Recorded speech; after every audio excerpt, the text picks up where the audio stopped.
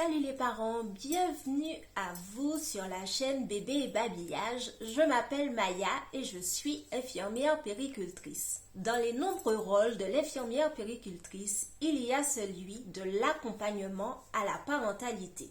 Je dis dans ma présentation que je souhaite accompagner la parentalité, mais vous devez vous dire en tant que parent, mais qu'est-ce qu'elle veut concrètement accompagner? Pourquoi elle veut accompagner la parentalité? Alors déjà, la parentalité est un terme qui existe depuis une trentaine d'années et qu'on utilise de plus en plus parce que c'est devenu maintenant un enjeu pour la société, un enjeu politique parce que la France a signé le 20 novembre 1989 la Convention internationale des droits de l'enfant à l'ONU. Dans cette convention, on parle des principes de bientraitance, de l'intérêt supérieur de l'enfant, mais aussi de sa protection et on parle de soutien à la parentalité. Cela ne veut pas dire qu'avant la signature de cette convention, toutes ces choses ne se mettaient pas en place. Mais si par curiosité, vous voulez aller voir comment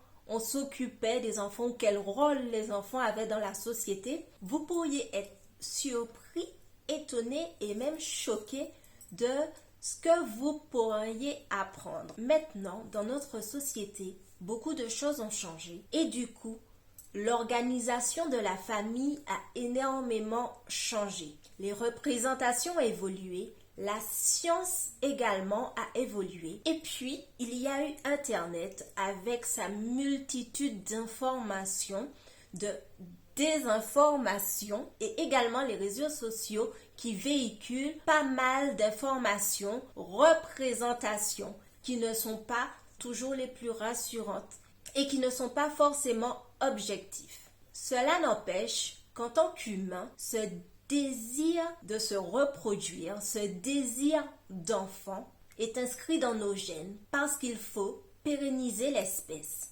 Si le désir d'enfant est présent, que l'on soit seul ou en couple, par la suite, il y aura ce désir de grossesse. Car oui, pour avoir un enfant, il faut passer par une grossesse. Et dès lors, se met en place plusieurs processus psychiques qui vont amener les parents dans ce processus de la parentalité. Il sera différent que ce soit pour l'homme, que ce soit pour la femme, mais tous ces processus psychiques sont nécessaires pour devenir parent. Le processus va dépendre de l'histoire de vie de chacun des parents, de la manière dont lui-même a vécu son expérience en tant qu'enfant, de la représentation qu'il a d'être parent, et tout cela se crée par l'histoire de vie de chacun. Et du coup, chacun, à sa manière, va se représenter ce bébé imaginaire, ce bébé qu'il souhaite, ce bébé qu'il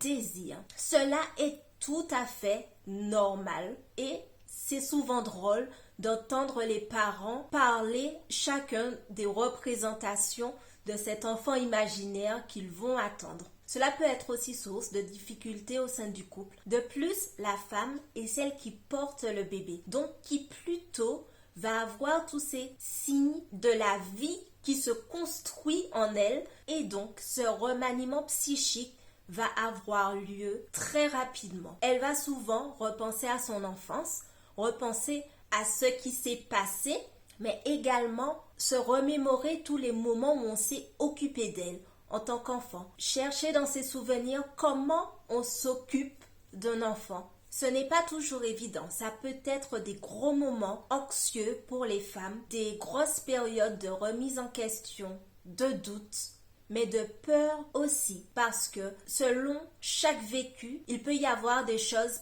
pas évidentes. Et souvent, dès la grossesse, des femmes ont besoin de parler, de discuter, d'échanger. Et ça, c'est important. Les pères également auront ces questionnements. Par contre, eux, cela viendra plus ou moins tardivement parce que des fois, effectivement, ils ont un peu plus de recul par rapport au vécu de la grossesse. Des fois, ce n'est qu'au moment de l'accouchement qu'ils prennent vraiment conscience qu'effectivement, ce bébé est bien là, ce bébé est bien présent, mais des fois cela peut arriver également beaucoup plus tôt. Du coup, à ces moments-là, si vous avez besoin, parents, de parler, de discuter, Les infirmières puéricultrices sont là pour pouvoir vous accompagner et pour pouvoir vous rassurer en vous disant oui, vous inquiétez pas, toutes vos questions sont normales et légitimes. Et oui, ce n'est pas étrange de se poser toutes ces questions. Une fois que la femme aura accouché, il y aura tout ce moment intense où psychiquement les choses prennent encore plus de sens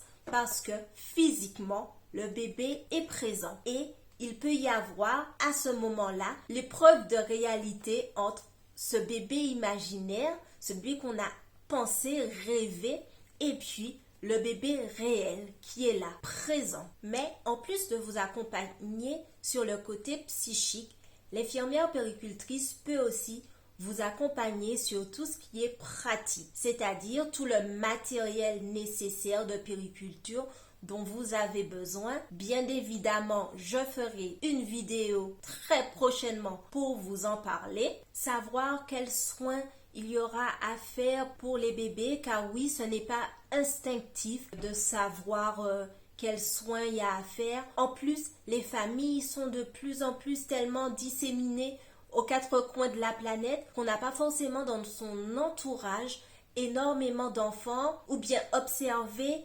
comment on s'occupe des bébés. Du coup, si vous en avez le besoin, n'hésitez pas à solliciter les services de protection maternelle et infantile qui peuvent vous recevoir et discuter avec vous, vous aiguiller dans le choix de matériel. Vous pouvez aussi commencer à poser différentes questions sur, par exemple, l'alimentation, la manière de s'organiser, les rythmes de sommeil, tout plein de choses qui pourront vous rassurer dans l'attente du bébé. Une fois que ce bébé est là, cette période aussi est un moment où vous pouvez avoir besoin de discuter, de parler. Ne restez pas isolé parce que ce n'est pas toujours évident de se confronter à cette réalité qu'est la parentalité parce que vos représentations peuvent être vraiment chamboulé et vous pouvez avoir une vraie épreuve de réalité, c'est-à-dire ah ben